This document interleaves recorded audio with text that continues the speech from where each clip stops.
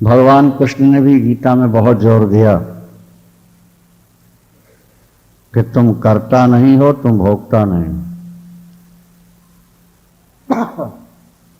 आत्मा निर्लेप है। विचारशील व्यक्ति जब अपनी आत्मा को अकर्ता और अभोक्ता मान लेते हैं, तदा क्षीणा भवन्ते वो समस्ताश्चित्त वृत्तया, उसी समय उसकी चित्त वृत्तियां क्षीण हो जाती। चित्त में वृत्तियां संसार के पदार्थ पाने के लिए बनती है। जब तक कर्तृत्व और भोक्तृत्व है तब तक चित्त में वृत्तियां बराबर बनती रहती हैं, बिगड़ती रहती। लेकिन जब ये बोध हो जाए कि आत्मा अकर्ता है और अभोक्ता है, नहीं, ऐसा मान ले, तदा क्षीणा भवन्ते वो, उसी समय उसकी चित्त की सारी वृत्तियां क्षीण हो जाती। लेकिन मान लेना अलग बात है और जान लेना अलग बात है। आपसे कहा गया, आपने सिर हिला दिया, इससे समाधान नहीं निकलेगा।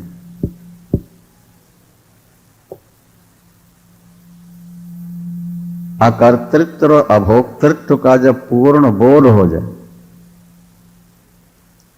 और वृत्ति आत्मनिष्ठ हो जाए, आत्मा से जुड़ जाए, तो बाह्य वृत्तियां क्षीण हो जाती।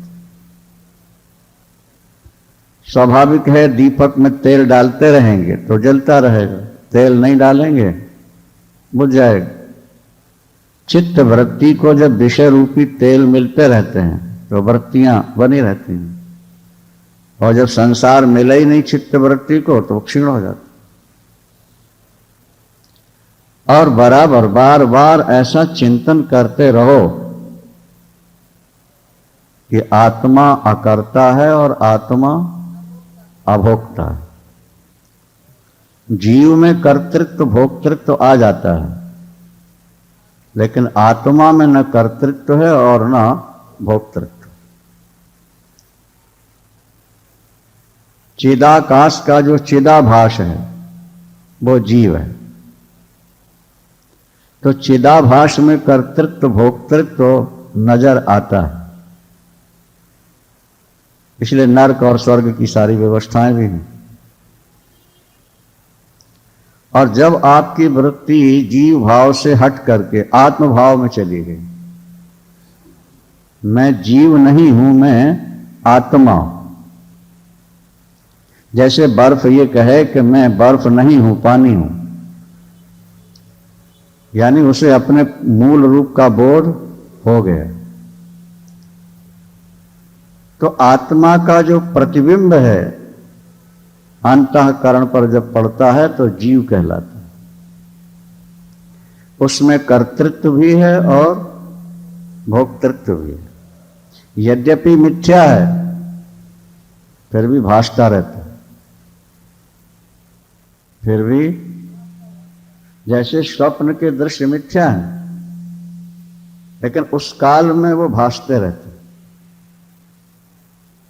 आंख खोलने के बाद ऐसा लगता है कि अब वो दृश्य मिथ्या थे। क्या बात, आवाज गूंज रही थी। सच्चिदानंद भगवान की। जिससे पूर्ण बोध हो गया, जिसकी चित्त वृत्तियां क्षीण हो चुकी हैं, वो उच्छृंखल होकर के क्रियाएं करता रहे तब भी उसे कोई फर्क नहीं होता। ये नीचे का श्लोक है ना, उच्छृंखलाप्य वृत्तियां स्थिर धी रस्य राजते।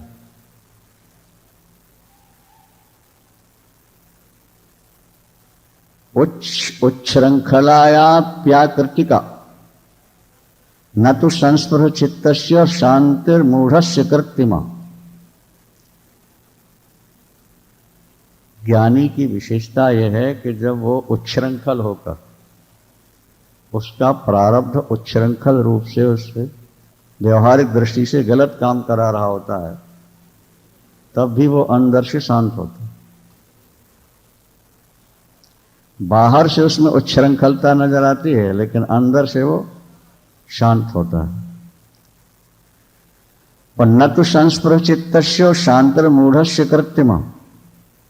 लेकिन जिसके मन में इच्छाएं हैं, वासनाएं हैं, महत्वाकांक्षी है, ऐसा व्यक्ति अगर आंख बंद भी कर लेता है, चित्त का निरोध भी करता है, तो उसकी शांति आर्टिफिशियल होती है, थोड़ी देर के लिए होती है।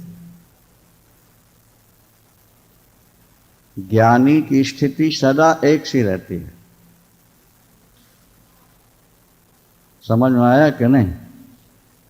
ज्ञानी उच्छृंखल हो गया, कहीं कहीं मर्यादा टूटती नजर आ रही है, बोले कोई फर्क नहीं पड़ता। और अज्ञानी ध्यान में बैठा है, बोले उसकी जो शांति है वो क्षणिक है, थोड़ी है, उसे कोई फर्क नहीं। दो व्यक्ति काशी गए, एक व्यक्ति वेश्या के यहां चला गया और दूसरा मंदिर चला गया। वेश्या के यहां जाकर वो ध्यान कर रहा है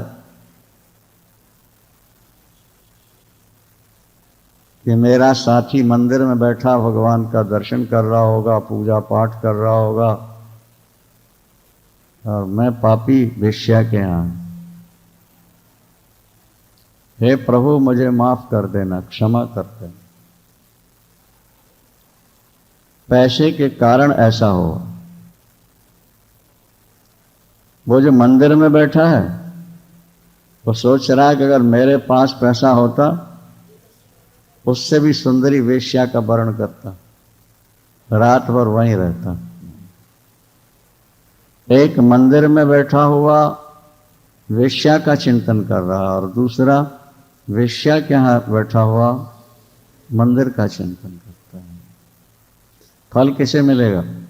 आप वृंदावन आए, आपने कथा सुनी, आपने का बड़ा आनंद आया, घर जाके चर्चा भी आप करेंगे कथा में, लेकिन बड़ा आनंद नहीं था, वो छोटा आनंद था, क्योंकि स्थायी नहीं रहेगा। यदि स्थायी रह जाता तो बड़ा होता। यहां तो वही सुनाया था ना कि स्प्रिंग दबाया तो दबा हुआ है, और जहां हटाया हाथ तो उठ जाता। अगर थोड़े समय के लिए आप मंदिर चले गए, पूजा में चले गए, कथा में चले गए, वृंदावन हरिद्वार पहुंच गए और आपने कथा सुनी, आपको शांति का अनुभव हुआ, लेकिन वो क्षणिक शांति। दूसरी ओर महात्मा, ब्रह्मनिष्ठ, तत्वज्ञ, तत्ववेत्ता, यदि वो स्त्रियों के बीच में भी रह रहा है, उनके साथ भी हास परिहास कर रहा है, तब भी वो अपने स्वरूप से च्युत नहीं होता, गिरता नहीं, वो अपने स्वरूप में रहता है। संसारी प्राणी वृंदावन में बैठकर भी घर का चिंतन करते हैं, और ज्ञानी महापुरुष विषयों के बीच में रहकर भी अपने स्वरूप का ही चिंतन किया करते। इसलिए ज्ञानी की स्थिति को समझने के लिए स्वयं को ज्ञानी बनना पड़ेगा। जब तक तुम ज्ञानी नहीं बनोगे, ज्ञानी की स्थिति से तुम परिचित नहीं हो सकते, बल्कि ज्ञानी के चरित्रों में तुम्हें संदेह भी हो सकता। क्या? जब वहां पहुंच जाओगे तब पता लगे। जैसा कहा गया ना कि भुना हुआ चना अगर पानी और मिट्टी में भी पड़ा है तो क्या बिगड़ा उसका? बोलो। क्योंकि चना भुन चुका, और जो चना भुना नहीं है वो धोखे से भी पानी पड़ गया उसमें, अंकुरित हो जाएगा। ब्रह्मनिष्ठ तत्वज्ञ महापुरुष वही हैं जो हर स्थिति में अपने स्वरूप में ही रहा करते हैं। हर स्थिति में अनुकूलता और प्रतिकूलता उनके लिए एक समान, क्योंकि संसार उनका क्षीण हो चुका है, इसलिए कि आत्म तत्व को वो समझ चुके हैं अच्छी तरह, और उसके बाद क्रिया का कोई प्रभाव नहीं पड़ता। वो समझते रहते हैं कि मेरा स्वरूप तो नित्य शुद्ध बुद्ध मुक्त है। यद्यपि महापुरुषों से गलत कार्य होता नहीं, क्योंकि वो गलत कार्य करते रहते तो तत्वबोध कैसे होता। तो गलत कार्य उन्होंने छोड़ा है तब तत्वबोध हुआ है। लेकिन प्रारब्ध वशात अगर कहीं ऐसी स्थिति आ गई तत्वबोध के बाद, तो महात्मा पर कोई प्रभाव नहीं पड़ता। जैसे कच्चा घड़ा है, वर्षा की बूंदें 4 गिरी और कुम्हार ने उठा के छाया में रख, क्यों? गल जाए। और उसी को जब भट्ठे में पका दिया, अब 24 घंटे पानी भरा रहे कोई फर्क नहीं पड़ता। तो जो पूर्ण तत्वज्ञ नहीं है, जिन्हें आत्मा ब्रह्म के रूप में अभी तक अपरोक्ष नहीं हुई, प्रत्यक्ष नहीं हुई, उनके लिए साधन नियम बहुत जरूरी है। लेकिन जिन्हें बोध हो चुका है, गलत काम करते नहीं, पर हो जाए उसका कोई प्रभाव पड़ता नहीं उनके ऊपर। सच्चिदानंद भगवान की। बिलशंति महाभोगैर विशंति गिरिगह्वरा निरस्त कल्पना धीरा अबद्धा मुक्त बुद्धया। मुक्त पुरुष महाभोगों में विलास करते रहें। बिलशंति महाभोगैर और विशंति गिरिगह्वरा, और चाहे वो हिमालय की गुफा में जाकर के बैठ जाएं, जिनकी कल्पना नष्ट हो चुकी है, ऐसे धीर पुरुष जिनकी बुद्धि संसार से हट चुकी है, वो महाभोगों का सेवन करें तो और हिमालय की गुफा में जाकर बैठें तो दोनों स्थिति उनके लिए एक समान। दोनों स्थिति उनके लिए, शास्त्रों ने अपना शासन हटा लिया है उनसे, क्योंकि अब वो पा चुके हैं। भाई आपकी कार आपको लक्ष्य तक पहुंचाने का साधन, ये तो ठीक है, लेकिन कोठी में पहुंचने के बाद वो गैरेज में तो खड़ी होगी कि शयन कक्ष में भी जाएगी। हाँ, तो शास्त्रों ने अपनी मर्यादा के माध्यम से आपको स्वरूप तक पहुंचा दिया। अब शास्त्र वापिस लौटा है। अब तुम कैसे भी रहो, तुम्हें कोई फर्क पड़ने वाला, ईटा पका लो, फिर चाहो तो नदी में उसके पिल्लर बना दो। इतना जल का वेग, ईटा का कुछ बिगड़ता नहीं। कच्ची ईटा लगाओ, घुल जाए। इसलिए बड़ों की नकल करना नहीं, बड़ों की आलोचना करनी नहीं, सुननी भी नहीं। क्या पता वो किस स्थिति में रहते हैं। क्या बाहर से किसी के अंदर को पहचानना बहुत कठिन है। मान लिया जाए एक व्यक्ति समाधि में बैठा है और दूसरा व्यक्ति सो रहा है, तो बाहर से देखने में तो दोनों एक ही से होंगे ना, पर सोया हुआ अज्ञान में डूबा है और समाधि वाला प्रभु के चिंतन में एक हो रहा। बाहर की क्रिया एक है, एक सी लग रही, लेकिन अंदर फर्क। क्या? इसी तरह ज्ञानी और अज्ञानी की क्रिया एक सी होती है, पर फल में फर्क होता है।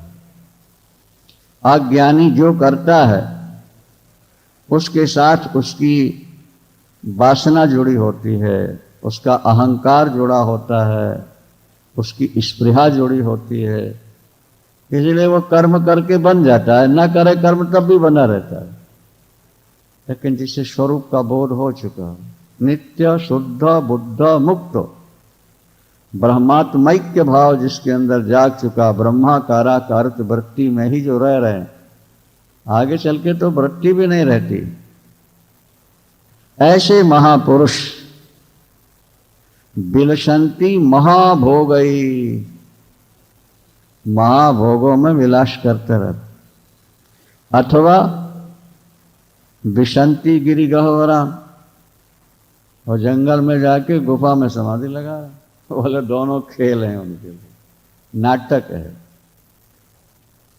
ना भोगों से कोई फर्क पड़ता है और ना समाधि से कोई फर्क पड़ता। अब वो विधि और निषेध से ऊपर उठ चुके हैं। राधे वो हंसता रहे तो, गले लगाता रहे तो उसे कोई फर्क नहीं पड़ता, क्योंकि उसने वासना को पहले ही समाप्त कर दिया है। जब तक वासना की पूर्ण निवृत्ति नहीं होती है तब तक वृत्ति आत्माकार होती ही नहीं। आत्माकार वृत्ति के लिए पहले वासना का क्षय बहुत जरूरी है।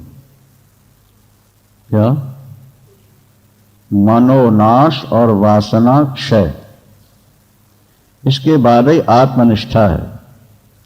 भरत्यै पुत्रै कलत्रैश्च दौहित्रैश्चापि गोत्रजै विहस्य धिक्कृतो योगी नयाति विकृतिक मनाव। ब्रह्मनिष्ठ महापुरुष की विशेषता है, उसके नौकर भी डांट दें उसको तो क्रोध नहीं आता है। नौकर भी धिक्कार दें तब भी क्रोध नहीं आता। भरत्यै पुत्रै, पुत्र कुछ कह दें तब भी कोई फर्क नहीं पड़ता। कलत्रै, श्रीमती डांट दे तो भी कोई फर्क नहीं पड़ता। इसका मतलब कि गृहस्थ भी ब्रह्म ज्ञानी हो सकता है। क्या? एक सन्यासी के पत्नी तो होती नहीं। और यहां लिखा है भृत्य पुत्र पत्नी दौहित्र बेटी का बेटा और गोत्र वाले हंस पड़े देखकर धिक्कार दें, फिर भी ब्रह्म ज्ञानी के मन में जरा सा भी विकार नहीं है। धीर पुरुष कौन है? तो कहा गया कि विकारों के बीच में रहकर जो निर्विकार रहता है वही धीर पुरुष है। क्या? अरे भाई, एक व्यक्ति गंगोत्री के आसपास कहीं गुफा में रह रहा है, एक महात्मा समझ, और वो कहता है कि मैं दोषों से बचा हुआ हूं। वो ज्यादा बहादुर नहीं है। जो भोगों के बीच में रहता हुआ भी भोगों से विचलित नहीं होता, वो वास्तव में महापुरुष। महापुरुष की दृष्टि में घर और बाहर एक समान है, अपने और पराये एक समान है। कोई डांट दे, कोई कुछ कह दे, क्रोध नहीं आता।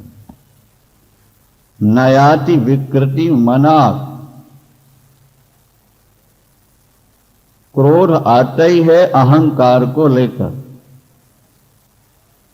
क्रोध आता है वासना को लेकर। शरीर को आत्मा मानने वालों को ही क्रोध आता है। जिन्होंने शरीर को आत्मा माने ही नहीं, जिनमें वासना नहीं, जिनमें अहंकार नहीं, उन्हें क्रोध नहीं आता। क्या? ये उनका अपना दृढ़ निश्चय है कि बाहर की कोई भी क्रिया आत्मा तक पहुंच नहीं पाती। आत्मा निर्विकार, निराकार, निरंजन, निष्कल है। और मैं शरीर नहीं, मैं इंद्री नहीं, मैं अहंकार नहीं, मैं शुद्ध चेतन तत्व हूं। और ये निष्ठा भावना करते करते, भावना विवेक चूड़ामणि में आदि शंकराचार्य जी कहते हैं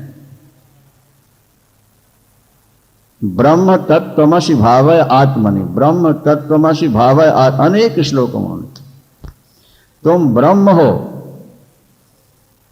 बार बार ऐसी भावना करो। तुम्हारी आत्मा शुद्ध बुद्ध है, उसमें किसी प्रकार का कोई लेप नहीं है।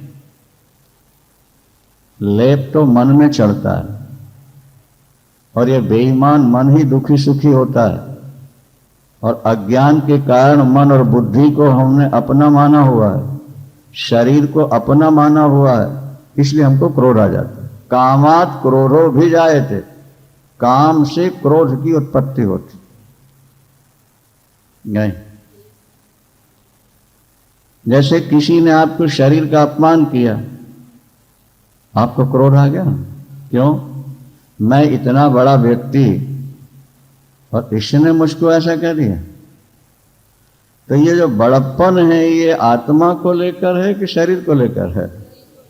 शरीर को लेकर है, आत्मा को लेकर नहीं, क्योंकि आत्म तत्व तो सबका एक ही है। शरीर पर जब आघात होता है तो अहंकार को चोट लगती है, और जब अहंकार को चोट लगती है तो क्रोध प्रकट होता है। क्या? क्रोध की द्वैत बुद्धि बीनु, रामायण में भी लिखा, बिना द्वैत के क्रोध नहीं होगा, और द्वैत के बिना अज्ञान, और अज्ञान के बिना द्वैत नहीं होगा। मैं अलग हूं, आप अलग हो। आपने मेरा अपमान किया, मुझे आप पर क्रोध आ गया, और अपने दांतों ने अपनी जीभ काट दिया, क्रोध आया कि नहीं आया? बाएं हाथ में सब्जी लेके दाहिने हाथ से काट रहे थे, अवनिया कर रहे थे, उंगली कट गई।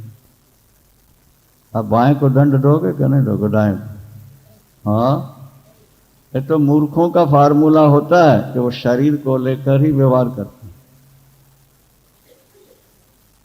हैं। एक गुरु के दो चेले थे और दोनों मूर्ख थे, और दोनों आपस में लड़ते थे। ये बात हमेशा ध्यान रखना, लड़ाइयां ये ज्ञान का लक्षण नहीं है, मूर्खता का लक्षण। बड़े बड़े ऑफिसरों की कॉलोनी में आप जाओ, सब शांत अपने अपने कोठियों में अपना अपना काम कर रहे हैं, और जहां छोटे लोग रहते हैं उनके मोहल्ले में जाकर देखो, मुर्गियों की तरह कुड़कुड़ कुड़कुड़ वो लड़ते ही रहते। कारण क्या है? अज्ञान की, ज्ञान की कमी है, बुद्धि की कमी, लड़ाई नहीं। अब गुरु जी की सेवा दोनों करते हैं, दोनों में हो गई लड़ाई, क्योंकि जहां दो मूर्ख मिलेंगे वहां विवाद होगा और जहां दो ज्ञानी मिलेंगे वहां संवाद होगा। जहां दो ज्ञानी बैठते हैं वहां संवाद होता है, और जहां एक ज्ञानी और एक मूर्ख होगा वहां विवाद होता है, और जहां दोनों अज्ञानी होते हैं वहां लड़ाइयां होती हैं।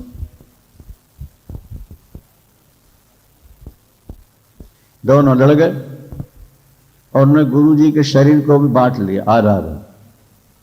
ये पैर मेरा, ये पैर तेरा, खबरदार अगर मेरा पैर छुआ मार डालूंगा। उसने कहा मेरा पैर छुआ तो मार डालूंगा। आते हैं दोनों सेवा कर,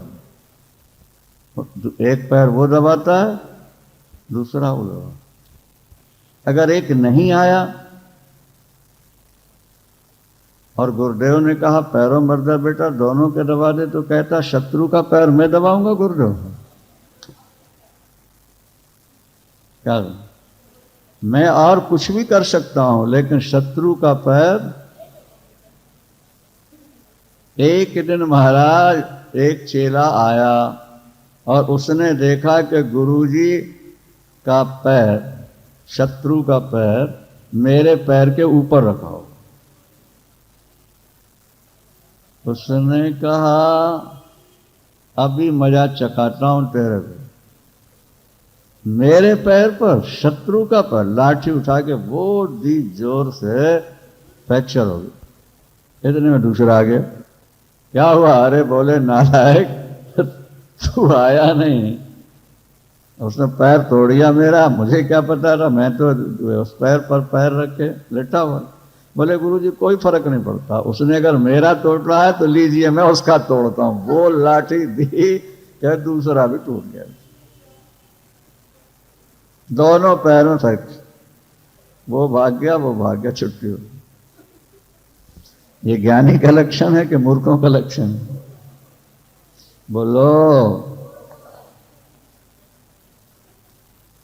अज्ञान ही व्यक्ति को दुख देता है, अज्ञान ही लड़ाता है, अहंकार में ही कलह है, अशांति है, बेचैन। इसलिए ज्यादा अच्छा कि या तो तुम मौन रह जाओ, चुप रहे। संतुष्टोपि न संतुष्टा, खिन्नोपि न खिद्यते, तस्याश्चर्य दशाम ताम ताम तादृशा एव जान। धीर पुरुष संतुष्ट होकर भी संतुष्ट नहीं, और दुखी होकर भी दुखी नहीं। क्या? उसकी दशा को तो वही जानेगा जो उस कक्षा में पहुंच चुका हो। कहते हैं भगवान को समझ लेना सरल है, लेकिन ज्ञानी की दशा को समझना कठिन। वो कहाँ रहते हैं और कैसे रहते हैं और क्या करते हैं, बोले उस बात का पता तो तभी लगेगा जब तुम उस श्रेणी में पहुंच जाओ, और तब तुम्हें लगेगा कि हम जहां ज्यादा आक्षेप करते थे वहां तो कुछ है ही नहीं। क्या? महाभारत में कथा आती है कि महाराज शांतनु की दूसरी पत्नी सत्यवती थी। वो गंगा तो पहले चली गई थी ना, सत्यवती से विवाह कराया, तो वो जवानी में विधवा हो गई। वो वृद्ध थे, ये जवान थी, शादी जब हुई। अब भीष्म पितामह को चिंता हुई कि मेरी मां जवान है, दूसरी शादी हो नहीं सकती, पहले पुनर्विवाह वाली बात तो थी नहीं ना, पुनर्विवाह नहीं बात सनातन धर्म। अब जिंदगी कैसे कटे? भीष्म पितामह ने सोचा कि दिन में विकार कम सताते हैं, रात में ज्यादा सताते हैं, इसलिए सारा दिन कथा कीर्तन पूजा पाठ में इनको लगाए रखूं, और रात में जब ये लेटें तो इनको जाके मैं वेदांत सुनाऊं, वैराग्य सुनाऊं, और मां सोती सोती सुनती सुनती सो जाए, और प्रातःकाल उठते फिर पूजन पाठ में लगा। मन अगर इस तरफ लगा रहेगा तो विकार दबे रहेंगे। जिनका मन ईश्वर से नहीं जुड़ा, वृद्धावस्था में भी विकार उनके नए के नए बने रहते। महाराज रात्रि में जब मां लेटती हैं अपने कमरे में, तो भीष्म जी जाकर के उनको वेदांत वैराग्य सुनाते, और सुनते ही सुनते मां सो जाते। दो पुत्र थे, चित्रवीर और विचित्रवीर। उनको शक हो गया कि ये रात में क्यों जाते हैं, मां जवान है, ये भी जवान है, और ये अनमैरिड है और वो विधवा है, और दोनों का एक साथ रात में बैठना संदेह पैदा कर। कथा आती है कि एक खिड़की के रोशनदान से वो देखने लगे क्या हो रहा। संयोग की बात थी, उसी समय कोई सर्प ऊपर से आया है, मां सीधी लेटी थी, जहर छाती पर गिरा। अब हाथ लगाता हूं तो मां कुछ और भी सोच सकती है, नहीं, और नहीं हटाता हूं तो जहर अंदर प्रवेश करेगा, मां समाप्त। तो जवान मां के चेस्ट में हाथ लगाना तो पाप है, पर मुंह लगाने में तो कोई पाप नहीं है ना, क्योंकि मां है। उन्होंने अपने मुख से जहर खींचा और बाहर खींचा, हाथ में। तब उनको बोध हुआ कि वेदांत तो सुनाते हैं और कितनी मर्यादा है। माता और भाई के प्रति अगर संशय हो जाए तो उसका प्रायश्चित क्या है? बोले सूखे पीपल की खोहट में बैठ के आग लगा के सड़ के मरो तभी पाप खत्म, जाके मर गए। तब फिर वेद व्यास जी को बुलाया गया और उनकी दृष्टि से धृतराष्ट्र, पांडव और विदुर का जन्म। योगी किस स्थिति में रहता है? योगी का स्वरूप क्या है? योगी बने बिना समझ में नहीं। किस मेडिसिन का क्या प्रभाव है, कितनी मात्रा में देनी चाहिए, तो एमडी करने के बाद ही सही सही पता लगता है। बिना एमडी किए मेडिसिन के बारे में आपको कोई जानकारी नहीं होगी, आप नुकसान भी पैदा कर सकते। सच्चिदानंद कर्तव्य तैव संसारो नताम पश्यन्ति सूर्यः शून्याकारा निराकारा निर्विकारा निरामया। जो कर्तव्य को देखते रहते हैं वो संसारी हैं, और जो कर्तव्य से ऊपर उठ गए वो परमार्थी, वो ईश्वर के स्वरूप है। क्या ये करना हमारा कर्तव्य है, ये करना हमारा। तो जब तक तुम कर्तव्य में फंसे हो तब तक स्वरूप में नहीं जा सकते। जब बोध होने लगे तो सारे कर्तव्यों को तिलांजलि दे दो। क्या अपने स्वरूप चिंतन में जो बाधा डाले उसको त्याग। ताजोरे मन हरि विमुखन को संग, जिनकी संगते कुमत उपजे पड़े भजन में भंग। तजोरे मन हरि विमुखन को संग, छोड़ दो। अगर ये कर्तव्य है तो चिंतन करना तो परम कर्तव्य है ना भाई। ज्ञान होने से पूर्व पूर्व तुम्हारे लिए कर्तव्य है, और ज्ञान हो जाने के बाद तुम्हारे लिए कोई कर्तव्य शेष नहीं रह जाए। प्रेमा भक्ति पाने से पहले पहले तुम्हारे लिए कर्तव्य है, प्रेमा भक्ति के बाद तुम्हारे जीवन में कोई कर्तव्य नहीं रहे। पति की बात न मानना नरक का रास्ता है, और गोपियां नहीं मानी और रास मंडल में चली आई। नरक मिला उनको? नहीं मिला, क्योंकि प्यार इतना प्रगाढ़ हो गया था, इस सीमा में पहुंच चुका था कि मर्यादा का बांध टूट। शून्याकारा निराकार निर्विकारा निरामया। क्या जिसकी ऐसी स्थिति बन चुकी है उसके लिए अब कर्तव्य तैव संसारो नताम पश्यन्ति सूर्यः, उनके लिए अब कोई कर्तव्य शेष। राम तीर्थ को बोध हुआ बच्चे पत्नी को छोड़ के चलेगा। चैतन्य महाप्रभु को बोध हुआ, प्रेमा भक्ति ऐसी जागी कि सब छोड़ के। और गौतम बुद्ध सिद्धार्थ थे, अपने 10 दिन के बच्चे को छोड़कर राज्य छोड़कर चले। क्या समझे आप? अकुर्वन्नपि संक्षोभात् व्यग्रह सर्वत्र मूढ़धि कुर्वन्नपि तु कृत्यानि कुशलो ही निराकुलाः। अज्ञानी कर्म न करता हुआ भी सर्वत्र संकल्प विकल्प के कारण व्याकुल रहता है, और ज्ञानी सब कर्मों को करता हुआ भी अंदर से शांत चित्त रहा।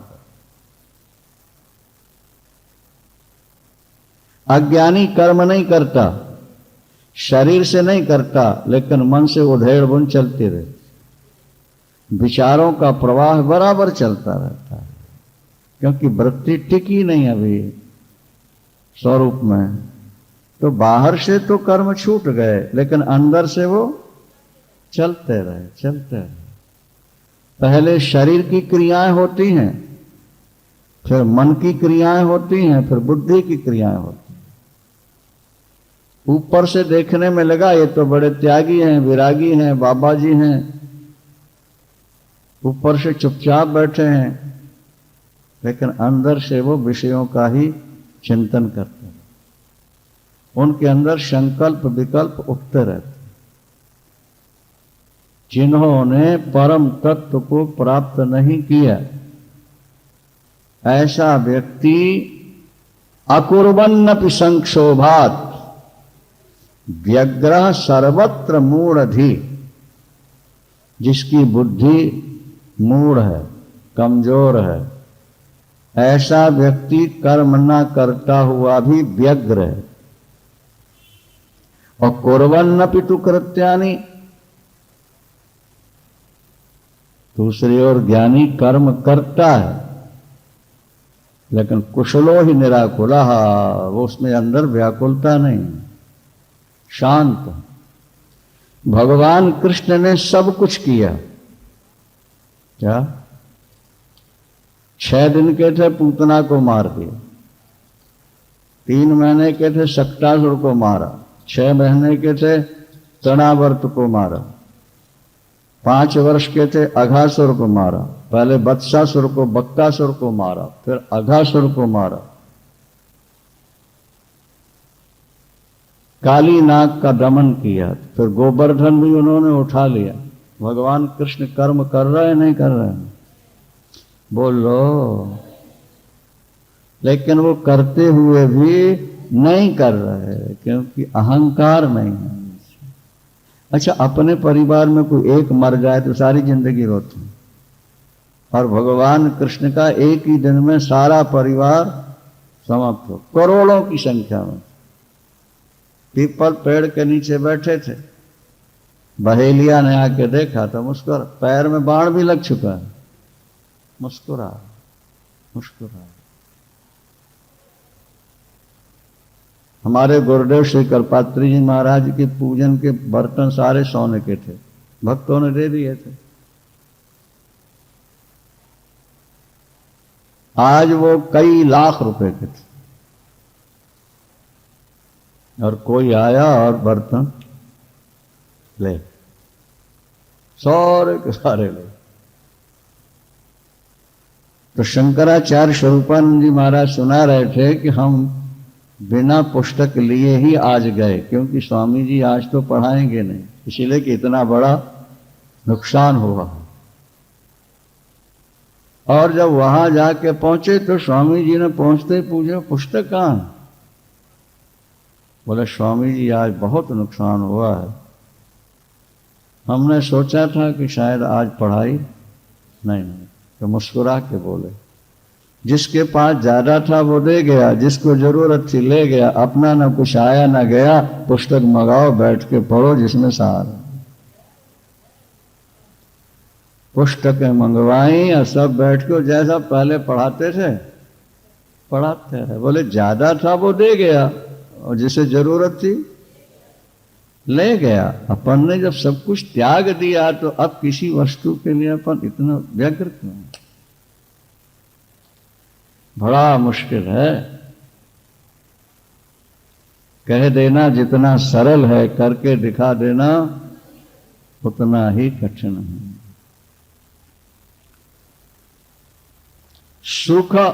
सुखम आस्ते सुखम शेते,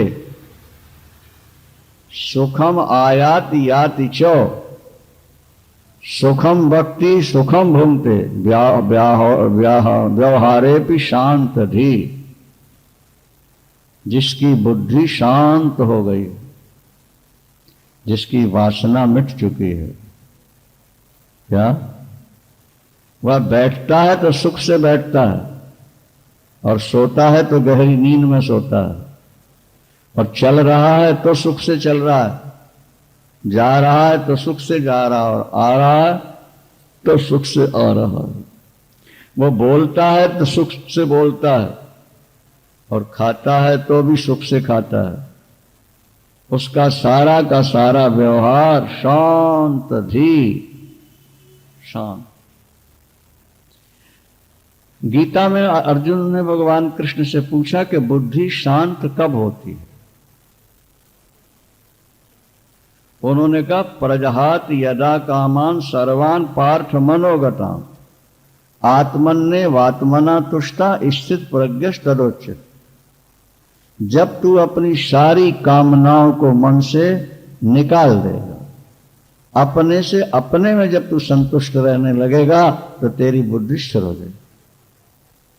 बुद्धि का चांचल्य ही भगवत दर्शन में, आत्मदर्शन में बाधा है।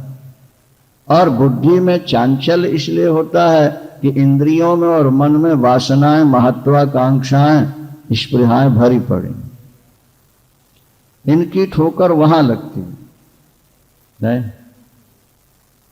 भाई दीपक हिल रहा है, आप समझ गए कि दीपक का हिलना स्वभाव नहीं है, पर यह ज्योत हिल रही है, इसका मतलब हवा लग रही है। एक शीशा ला के तुमने ऊपर से ढक दिया, अब ज्योति की क्या स्थिति? बिल्कुल शांत। हमारा मन, हमारी बुद्धि में जो चांचल्य है, परेशानियां और अशांति है, वो इसीलिए कि हमारे मन में अभी बहुत कुछ पाने की इच्छा है। अगर इच्छाएं न रह जाएं, प्रारब्ध वशात कर्म करते रहो, रोटी भगवान ने दे रखी है, भूखे तो मरना नहीं है। अब तो जैसे बच्चे खेलते हैं, घर घर के लोग बैठ के खेलने लगे, तो पत्नी जीत जाए या पति जीत जाए या बेटे जीत जाए, कोई फर्क नहीं पड़ता, क्योंकि तो मनोरंजन के लिए खेल रहे थे। पत्नी जीत गई तो घर में पैसा है, और पति जीत गए तो घर में है, और बेटा या बहू जीत गई तो घर में है। वहां कोई हानि लाभ से व्यथित नहीं हो सकता है। नहीं, मनोरंजन के लिए हम खेल रहे थे, और घर का पैसा घर में है, इसलिए हार जीत का कोई प्रभाव नहीं पड़ता। इसी तरह योगी तत्वज्ञ महापुरुष कर्म करता है प्रारब्ध वशात, लेकिन हानि लाभ से रहित होकर करता है। उसे पता है कि मैं वो तत्व हूं कि जहां हानि है ही नहीं, और उससे बड़ा कोई लाभ है नहीं।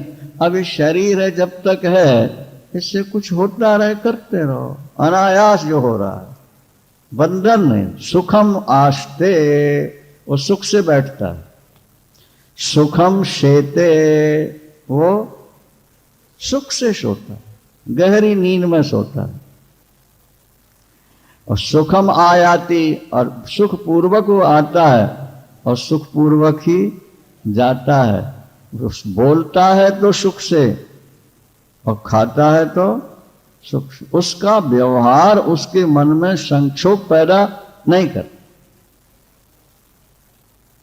जब कभी तेरी कामनाएं सारी समाप्त हो जाएंगी, उसी दिन तुझे शांति मिल जाएगी। काम अछत सुख सपने हो नहीं। जब तक काम है, कामना है, वासना है, स्वप्न में भी सुख नहीं मिलेगा। ये समझ। अभी एक परिवार में कहीं दिल्ली में हम गए तो उनके ऊपर कर्जा बहुत था, कोठी बिके तब कर्जा चर्चा हुई। वो माता जी कहने लगी, महाराज ये तो प्रारब्ध का होता रहेगा, इसमें क्या सोचें, आप जो सुना रहे हैं उस विषय पर विचार करना, हम देखते रहेगा। कोठी बिके तो कर्जा उतरे, लेकिन ठीक है, जब समय आएगा सब अपने आप हो जाएगा, कोई फर्क नहीं पड़ता। आप चाहते हो कि हमारी कामनाओं की पूर्ति हो जाए तो हमें शांति मिले, और भगवान कहते हैं कि कामनाओं को मन से निकाल दो तो तत्काल शांति मिल जाएगी। तुम्हारी अशांति में कारण तुम्हारी वासना है, इच्छा है, कर्तव्य है। इसीलिए ज्ञानी सबसे ऊपर उठ चुका है।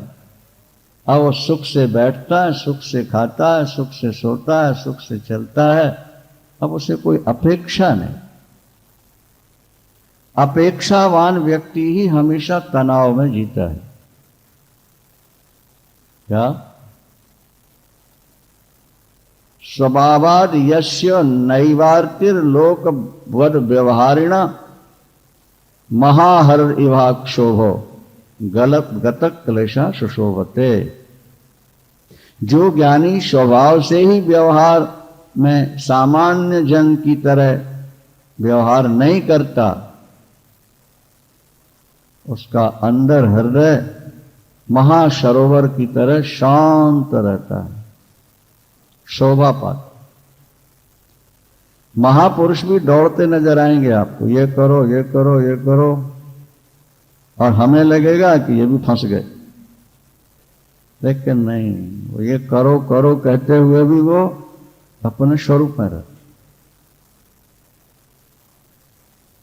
अभ्यास करो, पहले स्वरूप का ठीक ठीक बोध प्राप्त कर लो, उसके बाद महाहर इवाक्षोभ्यो गतक क्लेशः सुशोभते।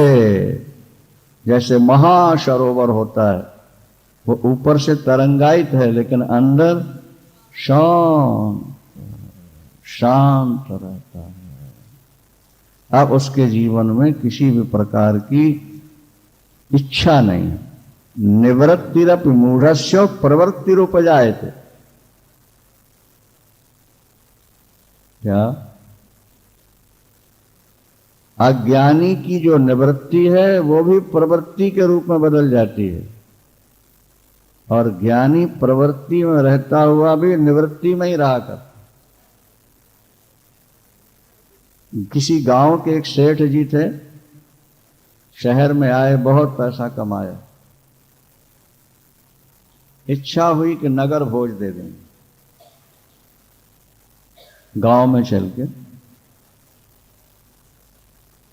उनका पड़ोसी बहुत जलता था उनसे, हम जहां के तहां रह गए और ये इतना धनवान हो गया।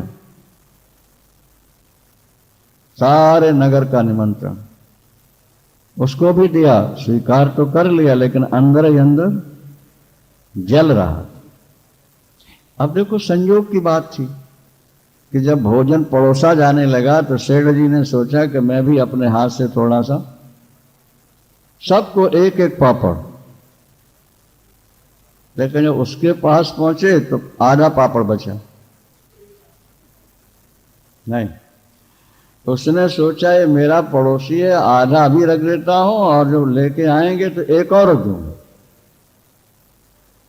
नहीं, क्योंकि ये मेरा। अच्छा, आधा पापड़ रखने के बाद जब तक दूसरे पापड़ आ रहे थे, कोई व्यक्ति आके बात करने लगा, कोई जरूरी बात थी, बात करते एक कदम आगे निकल गया, और जब पापड़ आए तो आगे से फिर पड़ोसना शुरू कर। उसका तो अंग अंग जल गया। सबको एक एक पापड़ और मुझको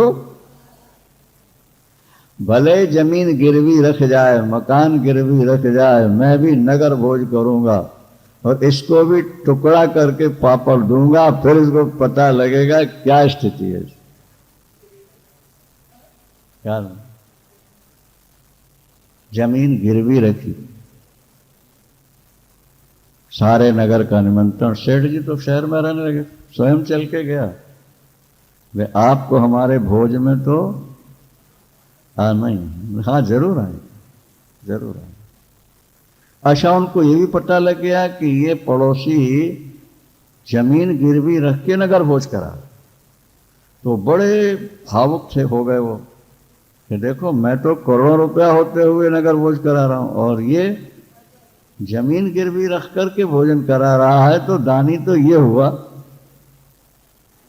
समझ में आई बात कि नहीं? ओ महाराज, अब पापड़ उसने भी उठाए, बाकियों को तो एक एक, सेठ को चौथाई और देखिए आगे बढ़ा और मुड़ के देख रहा, और सेठ जी मस्त थे, वो इस चिंतन में डूबे थे कि देखो ये मुझसे बड़ा दानी है, उदार है, जमीन गिरवी रख के नगर हो, और वो मुड़ मुड़ कर देख रहा है कि इसके फेस पर कोई विकार नजर नहीं आ रहा, क्योंकि मैंने तो इसको नीचा दिखाने के लिए सब कुछ किया। अंत में जाके पूछता है, बोले आपको मैंने चौथाई पापड़ दिया, आपको इससे पीड़ा नहीं हुई? उन्होंने कहा, रे भाई हम तो पैसा कमा के लगा रहे हैं और तुम तो जमीन गिरवी रख करके लगा रहे हो, तुम तो मुझसे ज्यादा उदार हो, मैं आपकी उदारता को धन्यवाद दे रहा हूं। पापड़ में क्या फर्क पड़ता है, एक मिला आधा मिला के चोर। आप तो वो रोने लगा। कौन? बोलो। पड़ोसी रोने लगा, बोले जमीन भी गिरवी रख गई और इसको तकलीफ नहीं। क्या समझे? अब ये निवृत्ति में प्रवृत्ति है कि नहीं? और उसमें प्रवृत्ति में भी एक व्यक्ति ने भगवान शंकर की उपासना की, भोलेनाथ प्रसन्न हुए, प्रकट हुए, वर मांगो। याद रखना, जो मांगोगे पड़ोसी को दुगना मिल जाएगा। हो जल भुन गया हो, तप मैं करूं और मुझे जितना मिले, हाँ, ऐसा नहीं हो सकता। बोले बाबा ने कहा, आज का तो नियम यही है कि जो तुम अपने लिए मांगोगे पड़ोसी को, बोले मेरी एक आंख फोड़ दो।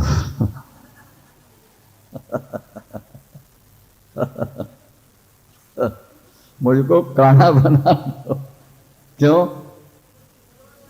पड़ोसी की दोनों चली जाएंगी, मैं काना बनना स्वीकार कर लेता हूं, उसको सूरदास होना। और कुछ मांगो, बोले मेरे दरवाजे पर एक कुआं खुद जाए, उसके दरवाजे पर, और सूरदास है, गिरेगा मरे जाए, छुट्टी हो जाए। अब किया तो भगवान का भजन, लेकिन वृत्ति कितनी नीच है, कितने नीचे स्तर का व्यक्ति है। अज्ञानी की निवृत्ति में भी प्रवृत्ति है और ज्ञानी की प्रवृत्ति में भी निवृत्ति। अज्ञानी भावुकता में संन्यास ले लेता है या भगत बन के वृंदावन चला आता है, और फिर वो सोचता है कि मैंने घर छोड़ा है, धूनी रमाई है, लंगोटी लगाई है, अब जब मेरे गांव वाले मुझे मिलेंगे मेरा बड़ा सम्मान करेंगे, मुझको बड़ा भगत समझेंगे। जो लोग मेरा अपमान करते थे वही मालाएं लेकर मेरे सामने खड़े हैं। निवृत्ति में प्रवृत्ति हो गई कि नहीं? बोलते जाओ भाई, हो गई ना। और प्रवृत्ति में भी निवृत्ति, जैसे राम जी का बताया कि रात को समाचार मिला कि प्रातःकाल युवराज बनना है, और प्रातःकाल समाचार मिला कि बन जाना, ठीक है। वहां प्रवृत्ति में भी निवृत्ति है, वस्तु की आवश्यकता ही नहीं। इसलिए चाहे घर में रहना हो या वन में रहना हो, दोनों स्थितियां एक समान। तो बुद्धिमान की निवृत्ति, प्रवृत्ति भी निवृत्ति है और अज्ञानी की निवृत्ति भी प्रवृत्ति। आपने कभी देखा होगा लोग सड़कों के किनारे कांटों पर सोया करते, तीर्थों में, नहीं देखा आपने? बोलो, तो कांटों पर क्यों सो रहा? हाँ, तप कर रहा? नहीं, वो कांटों पर लेट करके यात्रियों को प्रभावित करना चाहता है कि ये लोग ये देखेंगे कांटों पर सो रहा है तो रुपया पैसा छोड़ते जाएंगे। क्रिया निवृत्ति वाली है और इच्छा प्रवृत्ति की। ज्ञानी व्यक्ति वो है जो कुछ चाहता ही नहीं, अपने स्वरूप में बैठ गया है। कर्म करना पड़ता है, कर देता है, विरोध नहीं करता, लेकिन फल की इच्छा नहीं, और उसी की बुद्धि शांत होती है, निर्मल हो। दुखेशु अनुद्विग्न मना, जो दुख में उद्विग्न नहीं होता, और सुखेशु विगत स्पृहा, सुख में जिसकी स्पृहा खत्म हो चुकी है, ऐसा व्यक्ति शांति प्राप्त करता है। और जब शांति आ जाएगी तो सुख भी आ जाएगा। सुख है पुत्र, शांति है माता। पहले आएगी शांति, बाद में आएगा सुख। और अगर शांति नहीं है तो अशांतस्य कुता सुखम। भगवान ने क्या कहा? अशांतस्य कुता सुखम। अगर तुम्हारे अंदर बेचैनी बनी है, अशांति है, तो तुम्हें सुख तो मिल ही नहीं सकता था। ये अज्ञानी लोग दुख में जीते हैं, तनाव में जीते हैं, टेंशन में जीते हैं, और फिर भी कहते हैं कि हम सुख से रह रहे हैं। अज्ञानी को, गृहाशक्त को विदाउट टेंशन जीने का सौभाग्य मिल ही नहीं सकता था। अज्ञानी की निवृत्ति भी प्रवृत्ति है। अज्ञानी ने जब सुना कि द्रौपदी ने 2 अंगुल कपड़ा बांधा तो 2 करोड़ मीटर दिया भगवान ने, तो उसने भी भगवान को कपड़े दे दिए।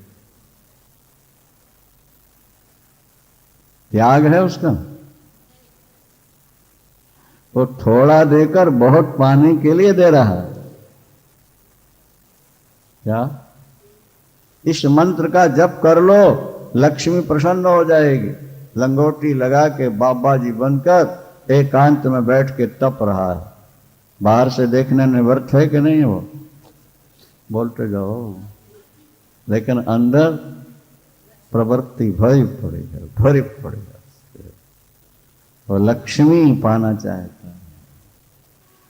अज्ञानी व्यक्ति जब कुछ देता है तो देने से पहले पाने की बात सोच लेता है।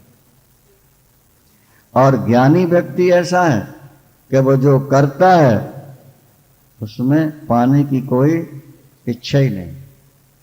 इसीलिए ज्ञानी प्रवृत्ति में रहता हुआ भी निवृत्ति में रहता है, और अज्ञानी निवृत्ति में रहता हुआ भी प्रवृत्ति। आज ज्यादातर लोग भजन इसलिए नहीं करते कि भगवान मिले, दान इसलिए नहीं करते कि भगवान मिले, स्नान इसलिए नहीं करते कि भगवान मिले। वो दान स्नान इसलिए करते हैं कि जितना हम दे रहे हैं उससे ज्यादा हमें मिलना चाहिए, ज्यादा हमें मिलना चाहिए, इसलिए वो देते हैं। उनका त्याग भी संग्रह को लेकर चल रहा है, उनका दान भी संग्रह की दृष्टि से हो रहा है। वो इसलिए दान नहीं कर रहे कि भगवान ने हमें दिया, हम भगवान को दे रहे हैं। वो इसलिए दे रहे हैं कि इतना देंगे तो कई गुना हमको मिल जाएगा। तो अज्ञानी की निवृत्ति भी प्रवृत्ति है, और ज्ञानी की प्रवृत्ति भी। समझ में आ गया? राम प्रवृत्त हैं, राम ने विवाह कराया है, राम ने राज्य का संचालन किया है, राम के 2 पुत्र हुए हैं, राम ने बाली को मारा है, राम ने रावण को मारा है, लेकिन अंदर